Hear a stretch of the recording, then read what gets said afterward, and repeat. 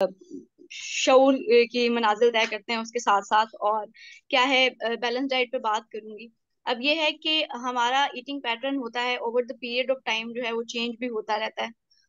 अपने फ्रेंड्स को देखते हुए, फैमिली को देखते हुए, या घर में जो आमतौर पे प्रैक्टिस होती है। लेकिन बेसिकली ये बैलेंस डाइट है क्या, हम क्यों इस पे बात करते हैं जी। तो ये है कि इसमें अब हमें देखना है कि हमारे पास बेसिकली फूड जो है वो कहाँ से आ रहा है, क्या सोर्स है, और हम किस तरीके से इसको लें कि ये बैलेंस्ड हो। तो ऐसा है जी कि हमारे पास डिफरेंट फूड सोर्सेज हैं। और फूड का जो है ताल्लुक वो ओवरऑल हमारी वेलबींग से भी है। इसने हमें एनर्जी भी देनी है, ग्रोथ के लिए भी जरूरी है, मेंटेनेंस के लिए भी जरूरी है।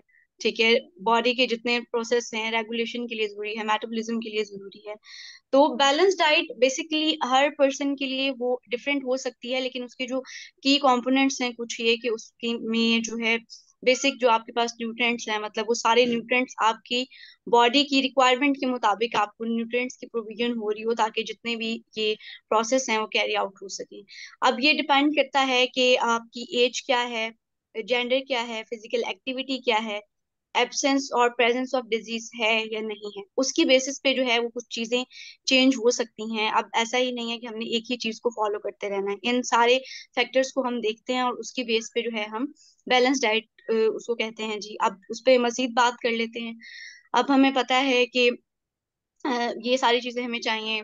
सबको आइडिया होगा कि प्रोटीन के सोर्सेज हैं हमारे पास जो एनिमल सोर्सेज से आ रही हैं, फैट्स हैं जो ऑयल्स वगैरह हैं, या जो फ्रूट्स एंड वेजिटेबल्स है हमारे पास एक ग्रुप, या डेयरी प्रोडक्ट्स हैं, उसमें अगेन वो प्रोटीन का एक मेजर सोर्स होता है। तो ये है जी कि अब हमने देखना है कि एज क्या है, फिजिकल एक्टिविटी क्या है, जेंडर क्या है, उसके अकॉर्डिंग जो है वो चीजें चेंज होती रहती हैं। लेकिन अगर हम ओवरऑल बात करें जो रिकमेंडेड है, तो हम देख लेते हैं जी कि अगर माई प्लेट पे बात कर लेते हैं कि अगर आपका ओवरऑल मील है, आपने कोई एक मील जो है सिलेक्ट करना है, ब्रेकफास्ट है, डिनर है, लंच है, तो किस तरीके की आपकी एक प्लेट हो जो हम कह सकें कि ये बैलेंस्ड। ठीक है, तो हम उस पर थोड़ी सी बात कर लेते हैं। फॉर इंस्टेंस आपके सामने एक प्लेट पड़ी हुई है, तो आपने किस तरीके से उसे फील करना है एक नॉर्मल एडल्ट ने। तो आप क्या करेंगे जी कि आप अपना जो हाफ ऑफ योर प्लेट है that must be consisting of vegetables and fruits. ठीक है, और वन फोर्थ पोर्शन जो है उसका उसमें ग्रेन्स आ जाएंगे, जितने भी आपके प्रोडक्ट्स हैं, पल्सेस आ सकती हैं, लेंटल्स आ सकते हैं, और अगेन जो आपका डेयरी का एक जो है आप उसमें पोर्शन ऐड करते हैं।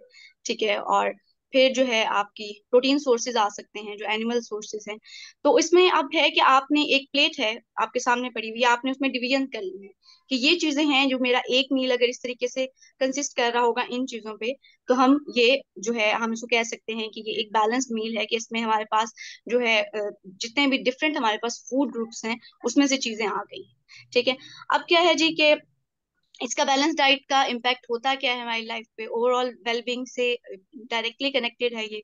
आपकी जो मेंटल हेल्थ है, आपकी फिजिकल हेल्थ है, और जो आपकी सोशल वेलबींग है वो भी इसी में आ जाती है।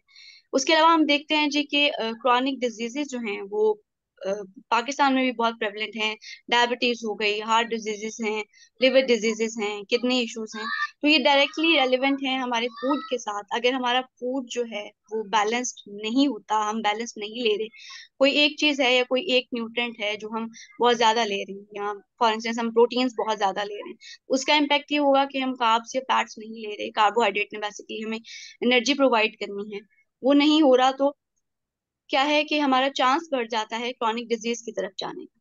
तो इस तरीके से अगर हम अपनी डाइट को बैलेंस रखते हैं, तो एक जो मेजर इसका है कि हम जो चीज हमने अगर जेनेटिक्स में भी है कि किसी की फैमिली में रन कर रही है, डायबिटीज है या हाइपरटेंशन हो गई, तो उसके जो चांसेस हैं जहां पे जाके उसको वो आफ्टर फोर्टीज या फिफ्टीज उसमें होनी है, सॉरी अगर वो अर्ली थर्टीज में हो रही हैं, तो अगर वो बैलेंस डाइट होगी तो आफ्टर फोर्टीज या फिफ्टीज में उसका जो है हम उसको प्रिवेंट करते हैं, इतना उसका इफेक्ट आ रहा होता है। ठीक है, अब हम बात करते हैं जी कि बैलेंस डाइट जो है एक कॉन्सेप्ट ऐसा है कि आजकल बहुत सारा जो है वो इस पे लोग बात करते भी नजर आते हैं। तो हम ये सोचते हैं जी कि अच्छा ये बैलेंस है, तो ये इंसान भी तो ये फॉलो कर रहा है, या डिफरेंट डाइट्स हमारे सामने आ रही होती हैं जिनको हम कहते हैं जी कि ये आप अगर हमारा हेल्दी रहने का मतलब सिर्फ ये है कि हमने वेट लॉस करना है, तो डिफरेंट डाइट्स हैं जिनको हम फैट डाइट्स कहते हैं, जो कि हमें शॉर्ट टाइम में रिजल्ट्स दे रही होती हैं। जिसमें कीटो डाइट है, C9 डाइट आप कह सकते हैं, जिसमें वो एक चीज पे फोकस कर रहे होते हैं, कैबेज सूप जिसमें हम सिर्फ ले रहे हैं या बॉयल्ड एग्स ले रहे हैं, उसका क्या है कि वो आपको रिजल्ट्स बहुत जल्दी उसमें मिलते हैं, दिखने में मिलता है। लेकिन क्या है कि वो साइक्लिक होता है, वेट लॉस होता है और अगेन फिर जो है आपका रीगेन हो जाता है आफ्टर सम टाइम।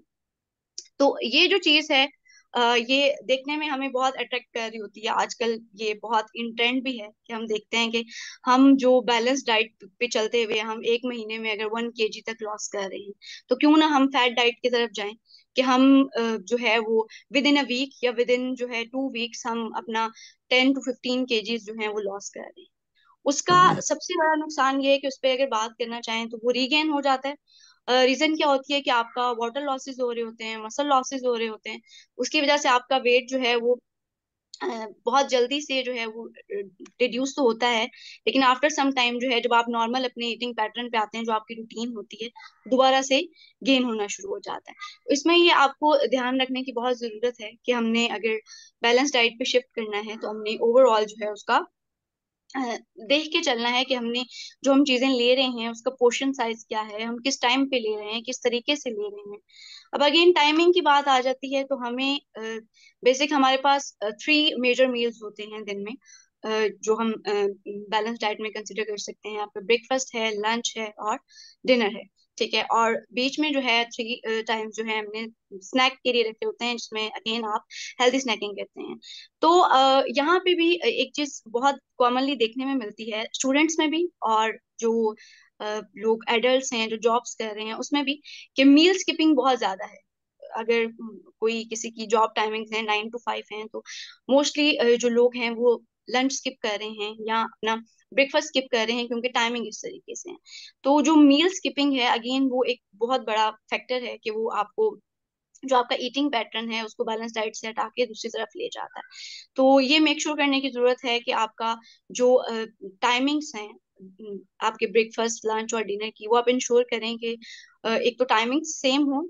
सेम नहीं तो थोड़ा बहुत उसमें वेरिएशन आ सकती है, लेकिन आप एडजस्ट कर लें कि इसी तरीके से आपने इस रेंज में आपने रह के लेना है, ठीक है। फिर आपने 3 स्नैक्स को इंश्योर करना है। फिर जहां तक हम बात करते हैं कि ये 3 मील्स क्यों जरूरी हैं, तो ये शायद कम लोगों को पता होगा कि जो हमारा सिर्फ ब्रेकफास्ट है वो आप टोटल जितनी भी आपकी कैलोरीज हैं, वो अगेन डिपेंड करता है कि आपकी एक्टिविटी क्या है, एज क्या है, जेंडर क्या है। तो आपके सिर्फ ब्रेकफास्ट जो है वो आपके 30% ऑफ द कैलोरीज जो है उसमें आनी चाहिए, या 33%। फॉर इंस्टेंस अगर आप 1800 कैलोरीज एक दिन में ले रहे हैं, तो 600 तक जो है वो उसमें सिर्फ आपके ब्रेकफास्ट में होने चाहिए। तो इस तरीके से अगर आप लेके चलते हैं तो जो सारा आप एक बैलेंस्ड वे में उसको लेके चल रहे हैं। तीसरा इसमें आ जाता है जी कि आपने ले तो रहे हैं, आप खाना सारी चीजें खा रहे हैं, लेकिन आपका रिलेशनशिप विद फूड क्या है, आप अ, किस टाइमिंग पे उसको ले रहे हैं, क्या ले रहे हैं। और जब आप खाना खा रहे हैं तो आप इस चीज का ध्यान रख रहे हैं कि आप पोर्शन साइज में चीजें ले रहे हैं या नहीं। आप एक ही चीज को तो फोकस नहीं कर रहे। अगर ये सारी चीजें आती हैं तो अगेन ये जो है आपका बैलेंस से एक चीज हट जाती है और हम एक ही चीज पे शिफ्ट होके उस पे हो जाते हैं। फिर हमारा जो इमोशनल क्यूज हैं हंगर के, उसमें और जो आपके फिजिकल क्यूज हैं हंगर के, उसमें डिफरेंशिएट नहीं कर पाते। इसलिए ये चीजें जो हैं ये ध्यान में रखना जो है वो बहुत जरूरी है कि अगर आप टाइमिंग्स आपकी ठीक हैं, आपके पोर्शन साइजेस ठीक हैं, और आप वेल अवेयर हैं कि आपके पास फूड ग्रुप्स कौन कौन से हैं जिसमें से आपने चीजें लेनी है और अपनी एक प्लेट को किस तरीके से सेट करना है। और जो है इसके साथ अगेन फिजिकल एक्टिविटी का एक बहुत बड़ा पोर्शन आता है कि जितने आप फिजिकली एक्टिव हैं अपनी डाइट के साथ उसको रखते हैं अपनी एक्टिविटी को, तो ये बड़ा जो है आपका एक बैलेंस्ड वे में उसको लेके चलता है। अगर आप डाइट बैलेंस ले रहे हैं लेकिन आप फिजिकली एक्टिव नहीं हैं, उस डाइट का जो है आपकी लाइफ पे कोई अच्छा इम्पैक्ट नहीं पड़ रहा होता, कोई उस तरीके से नहीं है वो। तो फिजिकल एक्टिविटी जो है वो भी बैलेंस डाइट में ही आप उसको शुमार करते हैं कि आप एक्टिव कितने हैं, आप इनटेक कितना है और आप उसको कंज्यूम कितना कर रहे हैं, कितनी एनर्जी आपके अंदर जा रही है, कितने न्यूट्रिएंट्स हैं जो आपकी बॉडी को फ्यूल इन कर रहे हैं, और कितनी जो है आपकी एक्टिविटी है जिसपे वो चीजें एक्सपैंड हो रही हैं। तो ये सारा जो है बैलेंस डाइट का, मेरे ख्याल में मैंने 12 मिनट ले लिए हैं। अगर मैं मजीद बोल सकती हूँ सर तो बताएं, नहीं तो फिर हम इसको यहाँ पे मैं कंक्लूड करती हूँ। मरियम, बाद में क्वेश्चन आंसर में हम इसको टेकअप कर जी लेंगे। सर। अभी जी अपना सर। राउंड पहला जी कंप्लीट सर। कर लें। बहुत जी सर। शुक्रिया, thank you very thank you much. Sir. Thank you बड़ा सर। अच्छा, आपने टाइमिंग बड़ी अच्छी कैलकुलेट की है। Thank you very much. Thank you sir. जी डॉक्टर आसिफ। डॉक्टर साहब, ओवर टू यू।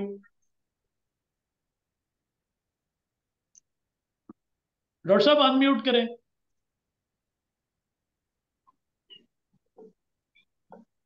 जी अस्सलाम वालेकुम एवरीवन। अच्छा। जी वालेकुम। मरियम ने बड़ा कम्प्रिहेंसिवली इसको कवर किया है और मेरे लिए कुछ ज़्यादा स्पेस थी थोड़ी।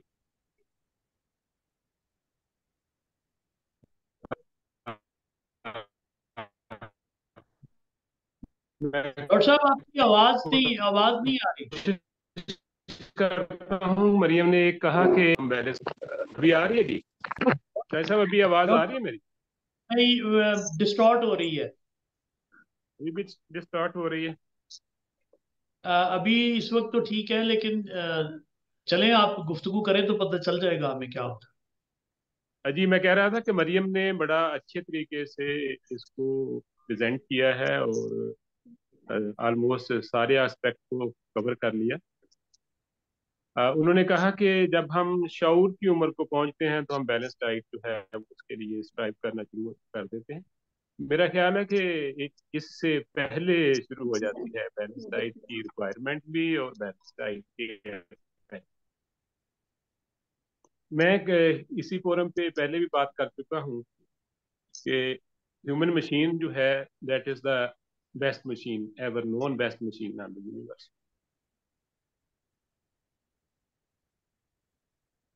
हम 37 ट्रिलियन सेल्स के बने हुए हैं और सारे सेल्स कोई ना कोई केमिकल प्रोड्यूस कर रहे होते हैं और वो केमिकल जो है कोऑर्डिनेटेड हैं। इसमें पॉजिटिव नेगेटिव फीडबैक से वो रेगुलेट होते हैं और उनका बॉडी पे इफेक्ट होता है। जो केमिकल इफेक्ट होता है वो इलेक्ट्रिकल इफेक्ट में कन्वर्ट होता है और इलेक्ट्रिकल इफेक्ट जो है वो बॉडी के फंक्शन को एग्जीक्यूट करता है। इस तरह ह्यूमन बॉडी जो है एक बेहतरीन रेगुलेटेड केमिकल फैक्ट्री है और इससे जो केमिकल प्रोड्यूस होते हैं वो डिफरेंट फंक्शन की अफेक्ट करते हैं। एक ऑक्सिलरी फैक्ट्री है हमारे अंदर जो केमिकल प्रोड्यूस करती है और वो है माइक्रोबायोम्स। माइक्रोबायोम जो है वो बैक्टीरिया हैं, फंजाई हैं, वायरसेस हैं और उनका नंबर उतना ही है जितने के हमारे ऑलमोस्ट उतना है जितने हमारे अपने सेल्स हैं, यानी कि 37 से लेके 39 ट्रिलियंस माइक्रोबायोम हमारी बॉडी में मौजूद है। वो स्किन में है, रेस्पिरेटरी सिस्टम में है, गैस्ट्रोइंटेस्टाइनल ट्रैक्ट में है, जेनिटो यूरिटरी ट्रैक्ट में है और बाकी जो नॉस्ट्रल हैं, ईयर हैं, सब में माइक्रोबायोम मौजूद है और उन माइक्रोबायोम का एक फंक्शन है, वो हमारे लिए केमिकल प्रोड्यूस करते हैं। हमारे साथ उनका एक सिम्बायोटिक, बायोलॉजी की टर्म है सिम्बायोटिक, म्यूचुअली बेनिफिशियल रिलेशनशिप है, जो रिलेशनशिप शायद सदियों में हमारे साथ उनका डेवलप हुआ। हम उनको खाना देते हैं, वो हमारे लिए डिफरेंट केमिकल्स प्रोड्यूस करते हैं जिसमें डोपामीन भी है, जिसमें प्रोइंसुलिन भी है, और ब्रेन पे इफेक्ट करने वाले बहुत सारे केमिकल्स हैं जो हमारी मूड वेरिएशन को कंट्रोल करते हैं, हमारी साइकोलॉजी को कंट्रोल करते हैं। इफेक्ट में भी प्लीज वेट, लाइट चले गई।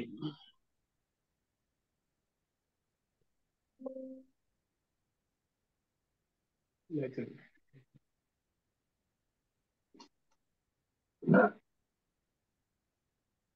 सॉरी। यहाँ जी पे जी। वो जो पूरे पाकिस्तान में हो रहा है वो यहाँ पे भी हो रहा है। तो ये जो माइक्रोबायोम जो हमारी लार्ज इंटेस्टाइन में होते हैं, गट माइक्रोबायोम इनको कहते हैं, इनको पेरिफेरल ब्रेन भी कहा जाता है क्योंकि ये ब्रेन के लिए बहुत सारे हार्मोन्स जनरेट कर रहे हैं। ये एक्सिलरी फैक्ट्री जो है ये बेसिकली हमें अपनी मदर से गिफ्ट होती है। जब बच्चा वोम में होता है और डिलीवरी होने वाली होती है तो माँ की जो डिलीवरी ट्रैक्ट है उसमें इन माइक्रोबायोम की जो हमारे लिए बेनिफिशियल है बेसिकली ये केमिकल फैक्ट्री है। तो माँ बच्चे को एक केमिकल फैक्ट्री गिफ्ट कर रही होती है जो उसकी आइंदा जिंदगी में काम आए। जब वो बर्थ ट्रैक से गुजरता है, बच्चा यूट्रस के स्टेराइल इन्वायरमेंट से जब बर्थ ट्रैक से गुजरता है, तो उसकी स्किन, उसकी रेस्पिरेटरी ट्रैक, उसकी गैस्ट्रोइंटेस्टाइनल ट्रैक कोलोनाइज हो जाती है विद दीज माइक्रोबायोम। और अगर वो माइक्रोबायोम माँ की ट्रैक्ट में अच्छे थे, तो वो हमारे लिए पूरी जिंदगी या हमारी आने वाली जनरेशन के लिए पूरी जिंदगी अच्छे केमिकल प्रोड्यूस कर रहे होंगे। और अगर वो माइक्रोबायोम बुरे थे, तो वो उसका लॉन्गर लास्टिंग इफेक्ट हमारी लाइफ में होगा। और वो अच्छे और बुरे कैसे होते हैं? माइक्रोबायोम की फेवरेट खुराक है फाइबर। और अगर हमारी खुराक में फाइबर मौजूद है, और फाइबर भी इस तरह का मौजूद होता है कि देखें, हम जो भी लेते हैं खुराक, उसकी डाइजेशन होती है, केमिकल डाइजेशन जो स्टमक से स्टार्ट होती है और हमारी छोटी आंत में वो प्रोसेस खत्म हो जाता है। जो भी इंग्रेडिएंट्स होते हैं फूड के, वो डाइजेस्ट होके हमारी बॉडी में इनकॉर्पोरेट हो जाते हैं या अब्जॉर्ब हो जाते हैं, ब्लड स्ट्रीम और रेलेवेंट जगह पे पहुंच जाते हैं। लेकिन जो बच जाता है रफेज, अल्लाह ताला ने एक नेचुरल रिसाइकलिंग सिस्टम हमारे अंदर लगाया हुआ है कि जो रफेज बच गया, उस पे वो खुराक है उन बैक्टीरियाज की जो हमारे लिए अच्छे केमिकल प्रोड्यूस करते हैं, और वो उसको फर्मेंट करते हैं, और बाई फर्मेंटेशन वो डिफरेंट केमिकल। अगर मदर अपनी ड्यूरिंग द प्रेगनेंसी अच्छी डाइट ले रही थी, बैलेंस डाइट ले रही थी, फाइबर वाली डाइट ले रही थी, तो उसकी जो डिलीवरी ट्रैक्ट है उसमें अच्छे माइक्रोबायोम पैदा होंगे, और वो जो माइक्रोबायोम है वो बच्चे के अंदर सारी कोलोनाइज करते हैं। लेकिन अगर मदर ने खुराक अच्छी नहीं ली, बैलेंस डाइट नहीं ली, तो जो माइक्रोबायोम होंगे वो भी बैलेंस नहीं होंगे, और वो उनका वो बेनिफिशियल इफेक्ट जो हम उनसे लेना चाहते हैं वो शायद हमें नहीं मिल सकता। तो मैं ये कहना चाहता हूँ कि हमारी खुराक का इफेक्ट हमारे इंट्रा यूट्राइन लाइफ में स्टार्ट होता है। तो हमें अपनी मदर्स को बैलेंस डाइट देनी चाहिए। और एक और चीज जो इनकी एक्टिविटी को अफेक्ट करती है, इस जो एक्सिलरी फैक्ट्री है, वो है आपका इमोशनली बैलेंस होना। अगर माँ इमोशनली स्टेबल नहीं है, तो वो जो सिग्नल इन बैक्टीरियाज को मिलते हैं, उसमें जो बैक्टीरिया बेनिफिशियल होते हैं वो सप्रेस हो जाते हैं, और जो बैक्टीरिया नुकसानदेह चीजें बनाने वाले होते हैं वो प्रोलिफरेट करते हैं। तो हमें मदर को इमोशनली बैलेंस करना है, हमें मदर को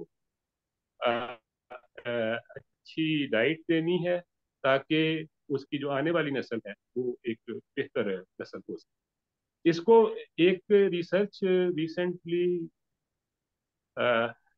पब्लिश हुई है।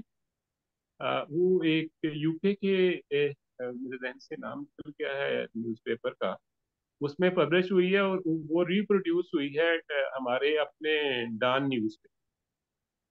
रिसर्च किसी यूनिवर्सिटी ने कंडक्ट की है, और वो वो रिसर्च ये कहती है कि जो 100 ईयर कोलोनाइजेशन ऑफ इंडो पाक था, उसने इंडो पाक में डायबिटीज का इंसिडेंस जो है वो इंक्रीज कर दिया है एज कंपेयर टू अदर।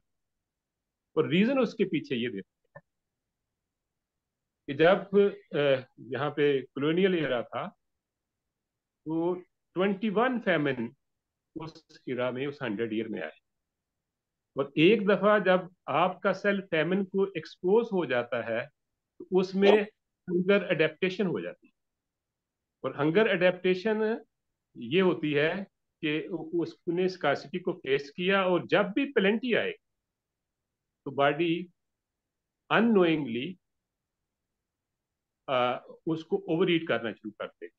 तो हमारे जब वो एक सिंगल इंसिडेंस का, एक सिंगल डाइटरी इंसिडेंट का इफेक्ट जो है वो 100 साल बाद भी मौजूद है।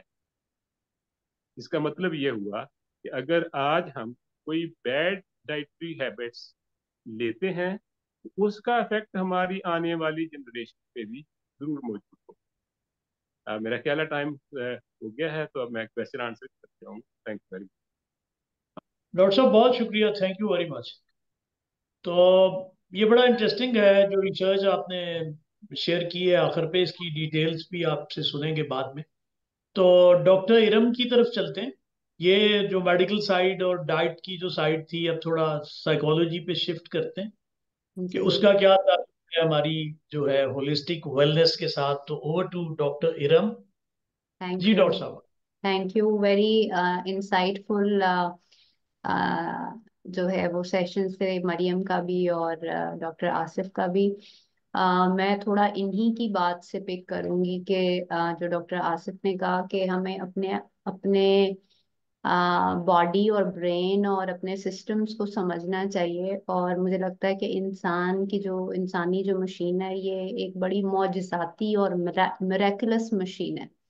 तो चाहे इसकी बॉडी को समझें चाहे इसके ब्रेन को समझें, इंसान जो है ना वो बहुत ज्यादा हैरत में गुम हो जाता है, क्योंकि इतनी परतें हैं। और मेरा ख्याल है अभी जितनी भी रिसर्चेज और फील्ड्स मैं कहूंगी कि नई नई फील्ड्स पैदा हो रही हैं। न्यूरोप्लास्टिसिटी की एक फील्ड है, तो अभी अगर आप देखें न्यूरो इम्यूनोलॉजी की एक नई फील्ड पैदा हो रही है, साइकोसोमैटिक की एक नई फील्ड है, एपिजेनेटिक्स की एक नई फील्ड है। तो ये सारी इंसान की मशीन, इंसान की कैपेबिलिटीज को समझने के लिए मेरा ख्याल है ये सारी एफर्ट्स और हो रही हैं। और मैं इसको थोड़ा सा लिंक ये करूंगी कि हमें आज की डिस्कशन को सिर्फ नॉलेज शेयरिंग नहीं करना चाहिए, प्रॉब्लम सॉल्विंग के तौर पे भी इस्तेमाल करना चाहिए। मुझे लगता है कि आज, और मैं चाहूंगी कि जितनी भी ये लर्नेड ऑडियंस है वो थोड़ा सा इसमें पार्टिसिपेट करे कि आप साइकोलॉजिकल वेलबींग कहते किसको है। पहले तो ये तय करना बड़ा जरूरी है। अगर मैं बीमार नहीं हूँ, डिप्रेस नहीं हूँ, एंशियस नहीं हूँ, तो क्या मैं सेहतमंद हूँ? और किस तरह की सोचें सेहतमंदाना सोचें होती हैं और किस तरह की सोचें जो है वो बीमारी बीमारी वाली सोचें होती हैं। और हर इंसान, जैसे कि आपको पता है कि उसके जो है वो फिंगरप्रिंट्स फर्क हैं, तो इसी तरह हमारा डीएनए फर्क है, इसी तरह हमारा कॉन्टेक्स्ट फर्क है, हमारे माँ बाप, हमारे एंसेस्ट्रल बैकग्राउंड फर्क है, इसी तरह हमारे सोचने समझने और दुनिया को देखने के नजरियात भी फर्क है। तो मैंने आप सबके लिए एक ओपन क्वेश्चन किया है कि आप अपने आप का जायजा लेते हुए, चूंकि ये नया साल है और आपके लिए बहुत सारे रिफ्लेक्टिव अपॉर्चुनिटीज आएंगी भी और आप खुद भी उसको एक्टिवेट कर सकते हो। तो पहले तो आप ये सोचें कि क्या मैं अपनी जहनी हालत से मुतमईन हूँ, क्या मैं अपनी जहनी सलाहियतों या एबिलिटीज को बेस्ट यूज कर रहा हूँ या कर रही हूँ, और मैं बेहतर कैसे हो सकता हूँ। पहले तो वो गैप आइडेंटिफाई करें जहां पर आपको अपने लिए एक नॉलेज या अपने लिए एक स्किल डेवलप करना है, जहाँ जो कि आपको लाइफ लॉन्ग या कॉन्टिन्यूसली बेनिफिट देना शुरू कर दे। तो अगर मैं अपनी सर्कल, अपनी एक प्रैक्टिस और अपनी पर्सनल स्फेयर में से चीजें निकाल के बताऊं, तो आजकल जो कॉमन बीमारियां हैं वो ये है जी, हमें ओवर थिंकिंग की बीमारी एक लाहक है। हम मोस्ट ऑफ द टाइम्स खौफ में, फ्यूचर के बारे में बड़े एप्रीहेंसिव होते हैं, पता नहीं कल क्या होगा, मीटिंग होगी, पैसे मिलेंगे नहीं मिलेंगे, ऐसे ना हो जाए वैसे ना हो जाए, एंशियसनेस रहती है। और एक लफ्ज टेंशन का बड़ा हमने कॉमन और एक्सेसिव यूज करते हैं जी, टेंशन हो गई, टेंशन हो गई। कभी उसको पेन डाउन करें, लिखें, बैठ के देखें कि टेंशन से मुराद क्या है। तो अगर मैं आपसे डिप्रेशन का एक सादा सा लाइन में इसका कहूँ, डिप्रेशन क्या है, तो बेसिकली रेजिस्टेंस टू एग्जिस्टेंस जो है ना, ये डिप्रेशन है। तो अगर आप अपनी जिंदगी को अपने मुताबिक चलाना चाहते हैं, आपने कोई ब्लूप्रिंट इसका पहले से बनाया हुआ है कि लाइफ ऐसे होनी चाहिए, रिलेशनशिप ऐसे होने चाहिए, काम की जगह ऐसी होनी चाहिए, दोस्त ऐसे होने चाहिए, मुझे ऐसे होना चाहिए, ये अगर आपने कोई सैंपल पहले से बना लिया है आपने अपने जहन में, और अगर हम कहें आपने बना लिया है, तो जैसे डॉक्टर आसिफ ने कहा कुछ चीजें आपके जब आपकी साइकोलॉजिकल एंड इमोशनल डेवलपमेंट हो रही होती है तो उसके कुछ ब्लूप्रिंट्स माँ बाप से आ रहे होते हैं।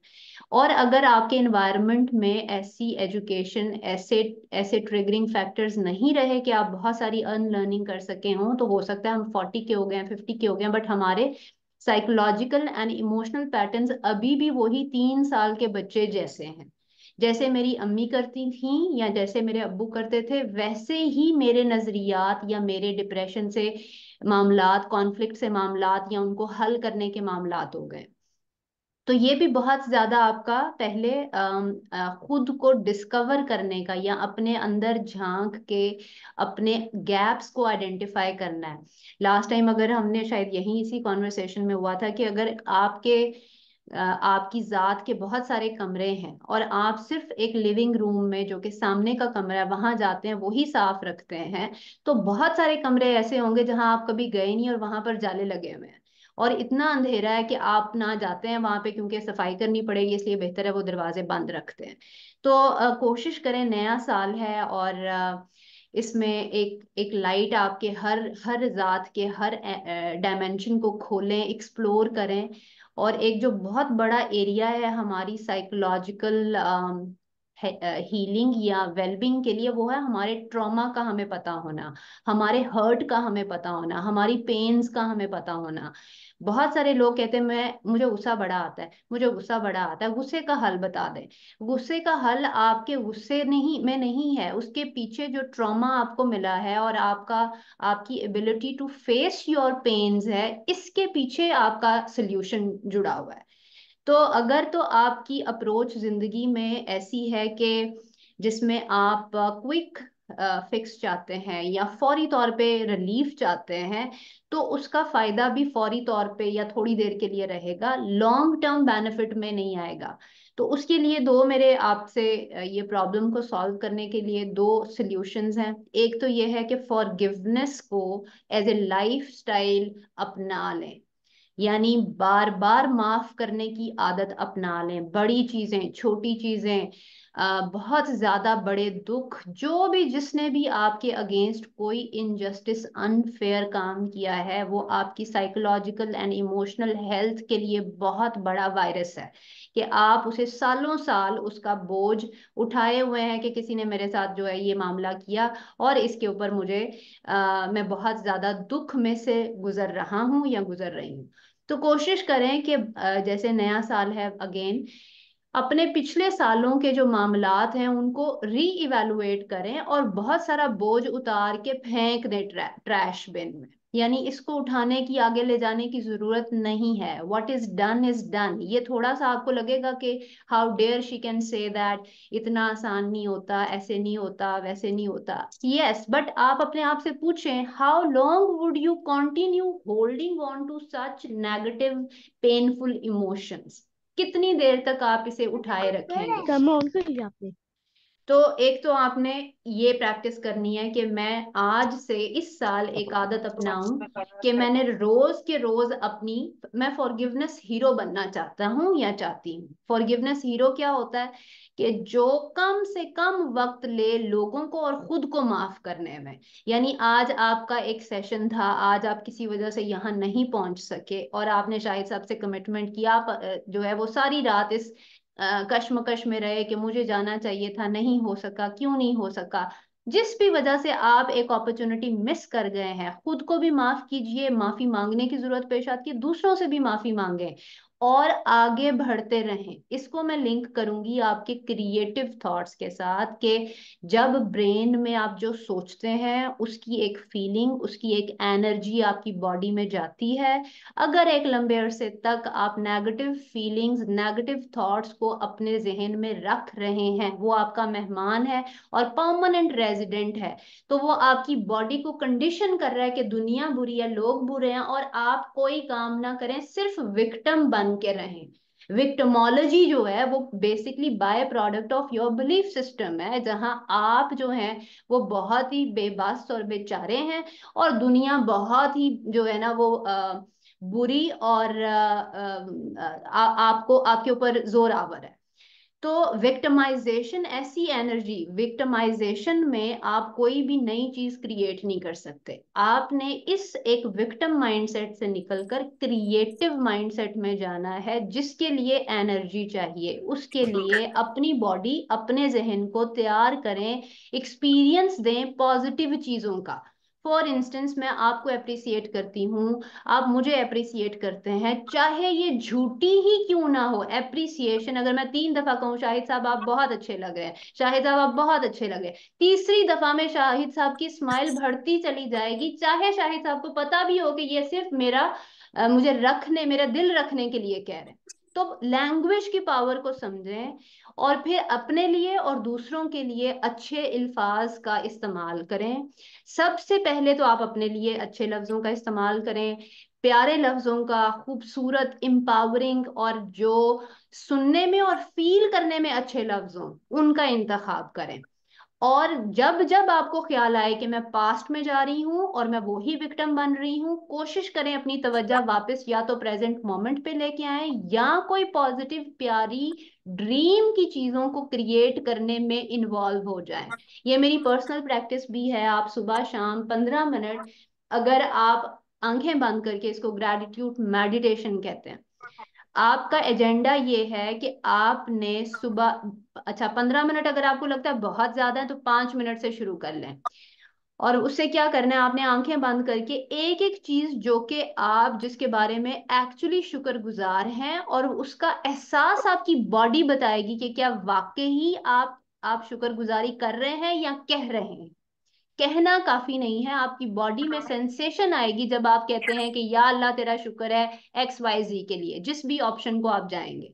तो अगर सुबह और शाम आप 2 दफा अपनी बॉडी को एक ऐसा नया पॉजिटिव इमोशनल एक्सपीरियंस दे रहे हैं, तो ये बहुत बड़ा आप अपना स्किल डेवलप कर रहे हैं कि जो पुराने विक्टिम, ये नहीं अच्छा हुआ, वो नहीं अच्छा हुआ, ऐसे नहीं हुआ, आप इसमें से निकल कर को क्रिएटर बन रहे हैं। तो कोशिश करें कि आप एक मेडिटेशन की प्रैक्टिस आज प्लेज कर लें। इस तरह के सेशंस, मेरा ख्याल है, ऐसी कम्युनिटी लर्निंग और आगे बढ़ने के लिए बहुत बड़ा सोर्स होता है। देखें, जिंदगी, पीपल चेंज पीपल, अकेले में, आइसोलेशन में कोई नहीं बदलता। आपसे मैंने नई बात सीखी, आपको मैंने वापस आके बताई, आपने मुझे लिखा, उस ग्रुप में लिखा, मैंने ये ट्राई किया था, ये वर्कआउट किया, ये वर्क नहीं किया। उससे क्या होगा, हम अकाउंटेबिलिटी पार्टनर्स बन रहे हैं एक दूसरे को पुश करने के लिए, कि देखो बाहर की दुनिया में किसी को फर्क नहीं पड़ता कि आप फॉरगिवनेस हीरो हैं कि नहीं है। वहां तो ये फर्क पड़ता है कि नई गाड़ी है, नए कपड़े हैं, आपने, आपका स्टेटस क्या है। तो ये बड़ा प्राइवेट और प्रोफाउंड आपका अफेयर बनेगा अगर आप इसको सीरियस लेंगे। और तीसरी और आखिरी बात जो है वो मैं ये कहना चाहती हूँ कि हर डायमेंशन जो है ना, वो आपकी बेस करती है आपकी सोच के ऊपर। आपकी हेल्थ, बहुत सारी एपिजेनेटिक्स और जो आपकी ये मेटाफिजिकल वेज ऑफ हीलिंग है, इसमें कहा जाता है कि अगर एक नेगेटिव थॉट लंबे अरसे तक जिस्म आपके जहन में रहे, तो वो आपके बॉडी में एक बीमारी की शक्ल में जाहिर होती है।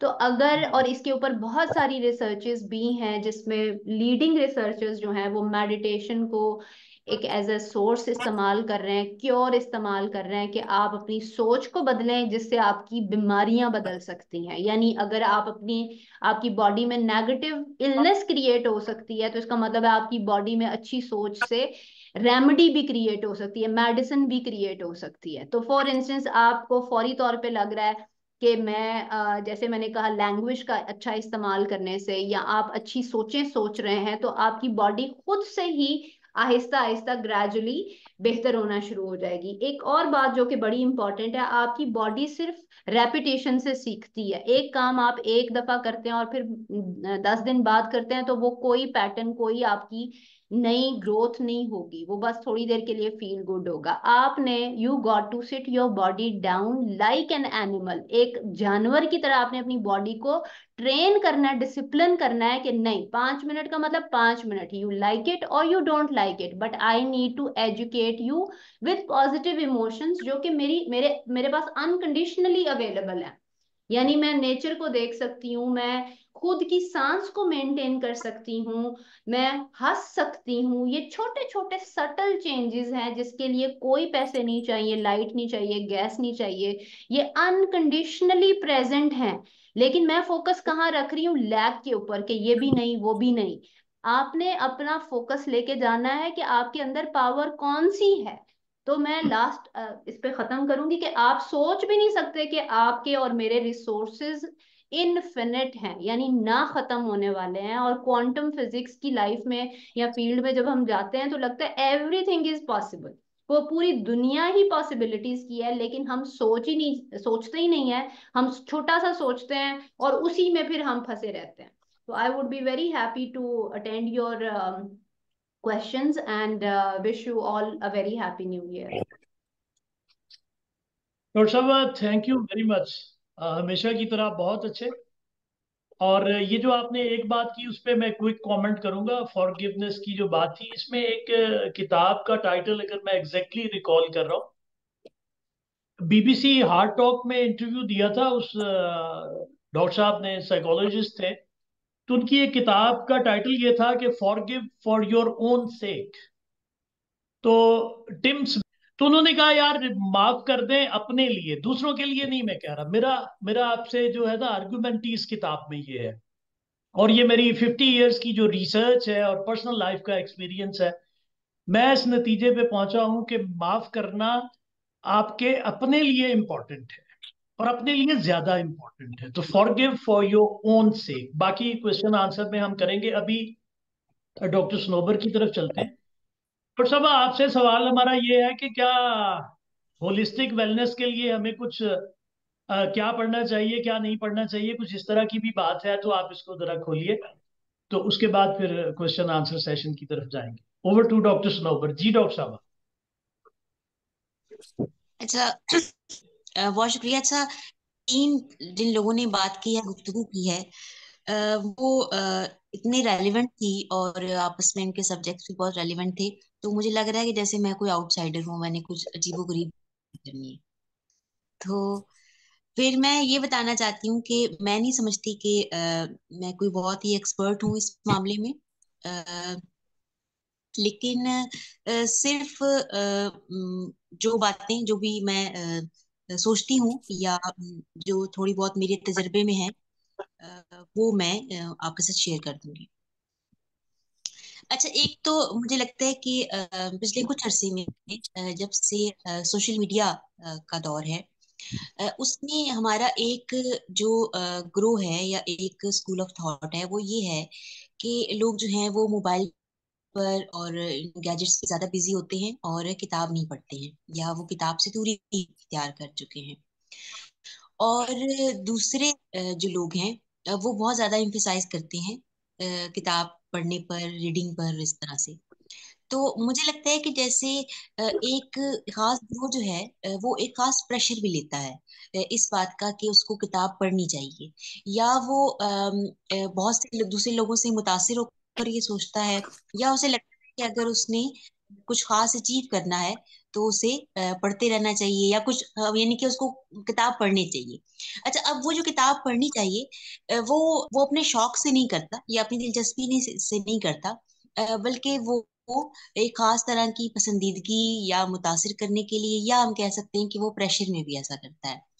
तो मुझे लगता है कि वो लोग जो प्रेशर में किताब की तरफ या मुताले की तरफ राग़िब होते हैं, वो किताब के साथ या उस मुताले के साथ इंसाफ नहीं कर पाते हैं।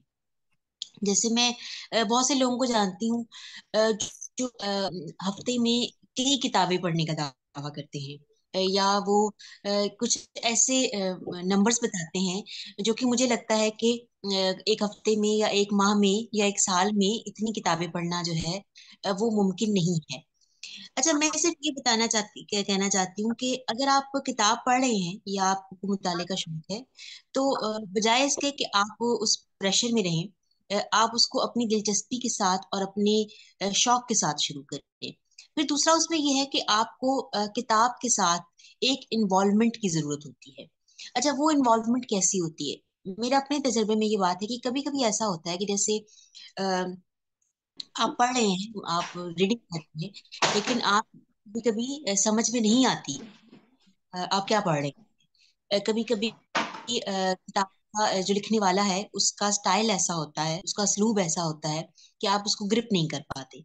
कभी कभी कोई किताब इतनी संजीदा होती है कि आप उसको समझने में आपको थोड़ा वक्त लगता है। तो ऐसे में कई दफा ऐसा होता है कि आपको एक पैराग्राफ या एक सफा जो है वो कई कई दफा पढ़ना पड़ता है। तो अगर हम इस अंदाज में किताब का मुताला शुरू करें या किताब के साथ वक्त गुजारना शुरू करें, तो मुमकिन है कि हमारे पास साल के आखिर तक बहुत कम किताबें होंगी पढ़ने के लिए, लेकिन कम से कम ये जरूर श्योर कर सकेंगे कि जितनी भी किताबें हमने पढ़ी हैं, 10 पढ़ी हैं, 15 पढ़ी हैं, मुमकिन है 20 पढ़ी हो, तो आपने उनको सही तरह से समझा है, उनसे सीखा है और आपने उनके साथ वक्त गुजारा है। तो किताब के हवाले से प्रेशराइज होना छोड़ दें। खासतौर पे जो स्टूडेंट्स हैं वो बहुत ज्यादा प्रेशराइज होते हैं क्योंकि असातिज़ा उनसे पूछते हैं, आपने क्या पढ़ा, कैसे पढ़ा, उसमें क्या था, या उनका कोई मुकाबला भी होता होगा। लेकिन है तो ये इसकी जरूरत है कि किताब को बहुत ही आहिस्तगी के साथ डाइजेस्ट करने की उसको कोशिश करें। अच्छा, फिर ये कि क्या पढ़ना चाहिए, मुझे लगता है कि ये इसका फैसला करना मुश्किल है, या ये कोई भी आपको बता नहीं सकता कि आपने क्या पढ़ना है। लेकिन एक बात जो हमारे एक दोस्त ने बहुत अरसा पहले कही थी और मुझे वो बहुत अच्छी लगी, तो मैं उसे कोट कर देती हूँ कि वो ये कहते हैं कि जिस दौर से हम गुजर रहे हैं उसमें ये जरूरी है कि आपका जो सब्जेक्ट है जिसमें आप बैचलर्स कर रहे हैं या मास्टर्स कर रहे हैं, एमफिल या पीएचडी कर रहे हैं, उससे रेलिवेंट या उससे करीब करीब कम से कम दो ऐसे सब्जेक्ट्स हों जिनकी आपको नो हाउ हो, या अगर उसमें एक्सपर्टी आ जाए उनमें भी तो बहुत अच्छी बात है, लेकिन कम से कम आपको उसकी जो बुनियादी मबाहिस हैं उनके बारे में पता हो। जैसे फर्ज करें, मैं अपनी मिसाल देती हूँ, मेरा जो सब्जेक्ट है वो अदब है। तो मुझे लगता है कि जैसे अदब के साथ जो दो तीन फील्ड्स और रिलेटेड हैं, वो तारीख है, फलसफा है, नफ्सियात भी होता है। अब ये जो तीन मैंने सोची हैं, मुमकिन है आपके ज़हन में कुछ और भी हो, सोशियोलॉजी हो सकता है, एंथ्रोपोलॉजी हो सकता है। तो मुझे इनमें से लगता है ज्यादा कि शायद मुझे तारीख में दिलचस्पी है या मुझे फलसफे में दिलचस्पी है। तो होना ये चाहिए कि जो भी जब मैं मुताले का सोचूं या मुताले को प्लान करूं, तो मेरी उस टू डू लिस्ट में या उस ये इन दोनों सब्जेक्ट की जो कि रेलिवेंट है मेरे मेजर सब्जेक्ट के साथ, उससे मुतल्लिक जरूर हो। उससे ये होता है आप अपना सब्जेक्ट है जिस या जो आप मेन कोर्स है उससे आप उसकी समझ ज्यादा बढ़ जाती है। आप चीजों को ज्यादा वुसअत के साथ, ज्यादा गहराई के साथ समझना शुरू कर देते हैं। इसी तरह ये भी हो सकता है कि आप ये देखें, यानी कि आप ये डिसाइड करें कि आपने इस साल किस सब्जेक्ट से मुतालिक जो आपसे रेलिवेंट है जैसे फर्ज करें मेरा, जैसे कि मैंने बताया कि अदब है और मैं ये सोचती हूँ कि मैंने जो है वो किताबें पढ़नी है। तो अब जाहिर है कि मैं सारी दुनिया की तारीख नहीं पढ़ सकती हूँ एक साल में, या तारीख पर लिखी गई सब किताबें नहीं पढ़ सकती हूँ। तो क्या होगा कि मुझे कैटेगराइज, वो कैटेगराइज कैसे हो सकता है, जैसे कि मैं ये सोच सकती हूँ कि क्या मुझे इस्लामी तारीख की मेजरली दो तीन किताबें पढ़नी है, या या मुझे यूरोप की तारीख पढ़नी है, या अगर फर्ज करें मेरे पास ज्यादा वक्त है तो ये भी हो सकता है कि मैं उन तीन मेजर किताबों के साथ साथ जो उस तारीख की जो इम्पोर्टेंट हस्तियां हैं या शख्सियात हैं उन पर भी किताबें पढ़ लूं। उससे क्या होगा कि वो एरा जो है वो या वो अहद जो है वो आहिस्ता आहिस्ता मेरे सामने ज्यादा वाजे होता जाएगा। इसके अलावा ये भी हो सकता है कि आप किसी भी राइटर की सारी किताबें पढ़ने का प्लान करें। यानी कि फर्ज करें कि आप जो है वो किसी भी मुसन्निफ को पसंद करते हैं और आप उसकी कोई 10 किताबें हैं, 12 किताबें हैं या 5-8 किताबें हैं, और आप ये डिसाइड करें कि आप इस साल में इस राइटर की सारी किताबें पढ़ेंगे। उससे क्या होगा कि जाहिर है आपको उस मुसन्निफ की या उसके मौज़ूआत की या उसके जो उसकी जो थॉट है उसके बारे में बहुत सी क्लैरिटी जो है वो मिल जाएगी। इसके साथ साथ मैं बस ये कहना चाहती हूँ कि एक वो रीडिंग होती है जो पॉपुलर किताबों की होती है, वो किताबें जो बहुत मशहूर होती हैं, जो हमें हर दुकान पे मिल जाती हैं, और एक मुताला वो है जो एक सीरियस रीडिंग के तौर पर जाना जाता है, समझा जाता है। तो जो पॉपुलर रीडिंग है या जो पॉपुलर किताबों की रीडिंग है, वो हम सिर्फ महजूज होने के लिए, उससे हज उठाने के लिए करते हैं। लेकिन सीरियस किताब जो है, उससे हम कुछ सीखने के लिए उसका मुताला करते हैं। तो इन दोनों में कोई बुराई नहीं है, दोनों को पढ़ना चाहिए। लेकिन ये है कि जब आप कोई सीरियस मुताला करें, तो उसमें आपकी मतलब आपको शऊरी तौर पर पता हो कि आपने इस किताब से क्या लेना है। क्या आप सिर्फ इंजॉय कर रहे हैं? कभी कभी हम रिसाले जो हैं, उनकी कहानियां पढ़ लेते हैं, कोई हल्का फुल्का सा आर्टिकल पढ़ लेते हैं, तो हमें पता होता है कि हम इसको इंजॉय कर रहे हैं। और कभी हमें शऊरी तौर पर हमें यह आगाह होना चाहिए कि ये संजीदा किताब है और इसको वक्त देने की जरूरत है। तो मेरे पास कहने के लिए पहला वक्त यही है, लेकिन अगर आप सवाल पूछेंगे तो हम मजीद इस पे बात करेंगे। शुक्रिया। डॉक्टर साहब बहुत शुक्रिया आपका। सवाल जो मैंने आपसे पूछना था वो आखिर में आपने खुद ही बता दिया। ये जो सीरियस चलिए बुक्स ठीक है। और जो पॉपुलर लिटरेचर है वो मेरे ज़हन में वैसे यही सवाल था। चले बाकी सवालात की तरफ चलते हैं और फिर आखिर पे डॉक्टर साहब रविश साहब कमेंट करेंगे। जी सवाल किसी का जी जी जी, मैं डॉक्टर कहना चाहती हूँ। जी फलिक साहब और फिर अफशान और फिर मारिया। जी फलिक साहब। जी थैंक यू वेरी मच फलक। सबने बहुत ही खूबसूरत बातें की। मैं थोड़ा सा नोट कर रहा था क्वेश्चंस। डॉक्टर इरम से है मेरा क्वेश्चन। आपने कहा कि फॉरगिवनेस हीरो या फॉरगिवनेस हीरोइन जो है वो बना जा सकता है, विच इज़ वेरी ट्रू। और जिस तरह ये शाहिद साहब ने भी बताया कि forgive for your own sec, Nelson Mandela भी कुछ इसी तरह की बात कर। डॉक्टर साहब कीजिए प्लीज, आज हमारे पास वक्त थोड़ा सा कम है, आप क्वेश्चन कीजिए आप। क्वेश्चन ये है कि फॉरगिवनेस के लिए फॉरगेट करना बहुत इंपॉर्टेंट है। और फॉरगिव तो आप अपने आप को कन्विंस कर सकते हैं कि आई वांट टू फॉरगिव, लेकिन how to forget, is it ये हमारे कंट्रोल में है? जी डॉक्टर ये साहब एक जी क्वेश्चन है। डॉक्टर। Thank you. और दूसरा जो क्वेश्चन है कि everyone wants to move on, right? जिस तरह हम लोग हैं, एजुकेटेड हैं, we know that if we are holding grudges ये हमें ही प्रॉब्लम देगा। लेकिन अगर हमने वाकई टेस्ट करना हो कि हम मूव ऑन कर चुके हैं या सिर्फ हम अपने आप को कह रहे हैं कि हम मूव ऑन कर चुके हैं, या हम फॉरगेट कर चुके हैं, या हम फॉरगिव कर चुके हैं, तो ये कैसे पता चलेगा? जो मेरा एक नेक्स्ट क्वेश्चन है वो जो हमारी डॉक्टर सनोबर है, कि जिस तरह आपने बताया कि डिफरेंट रीजन है लोग किताबें क्यों पढ़ते हैं। अगर कोई किताब इसलिए सिर्फ पढ़े कि उसको कुछ सवालों के आंसर नहीं मिल रहे, और ना वो उसकी हॉबी हो, ना वो इतना ज़्यादा इंटरेस्टेड हो, लेकिन जस्ट बिकॉज ऑफ क्यूरियोसिटी, तो ऐसे इंसान को रीडर कहेंगे या सर्चर कहेंगे या रिसर्चर कहेंगे? इस पे थोड़ा सा बता दें। Thank you very much. जी डॉक्टर इरम और फिर डॉक्टर साहब। जी डॉक्टर साहब। Thank you doctor Ali. बड़े प्यारे आपके दोनों सवाल हैं। आपने कहा कि फॉरगेट करना, माफ़ी जो है वो, मैंने कहा कि हमें एक तो इसको एज ए लाइफ स्टाइल अपनाना चाहिए। अब लाइफ स्टाइल अपनाना और आज आप और मैं जो एडल्ट बन गए हैं इस वक्त लाइफ स्टाइल बनाना are two different things.